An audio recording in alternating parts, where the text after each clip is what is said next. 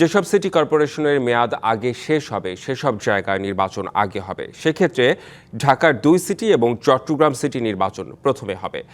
বাকি সিটিতে ভোট হবে ধাপে ধাপে। সকালে সচিবালয়ে নিজ দপ্তরে ব্রিফিংয়ে তথ্য জানান স্থানীয় সরকার মন্ত্রী মির্জা ফখরুল ইসলাম আলমগীর। দলীয় প্রতীকে সিটি কর্পোরেশন সহ স্থানীয় সরকার নির্বাচন হবে কিনা তা 12ই মার্চের প্রথম সংসদ অধিবেশনে সিদ্ধান্ত হবে বলেও জানান তিনি।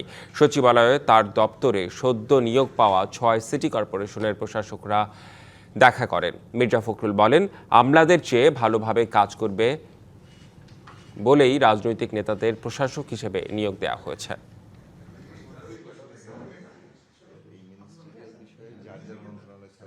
অত্যন্ত ভালো সিদ্ধান্ত যে রাজনৈতিক ব্যক্তিরাই দায়িত্ব নিচ্ছেন, যেটাই হচ্ছে সবচেয়ে ইম্পর্টেন্ট। আর এখানে যেহেতু আপনার সরকারি কর্মকর্তা দায়িত্বে ছিলেন, আমরা মনে করছি যে আপনার এখানে রাজনৈতিক ব্যক্তিরা থাকলে জনগণের সেবা তারা বেশি পাবে। এটা চলমান প্রক্রিয়া। আপনার এই লোকাল গভর্নমেন্ট ইলেকশনও কিন্তু একটা চলমান প্রক্রিয়া। কবে মেয়াদ শেষ হয় আবার হয়, ইউনিয়ন পরিষদে তাই হয়, আপনার উপজেলাতে তাই হয়। সুতরাং এটা ইটস এ কন্টিনিউয়াস প্রসেস।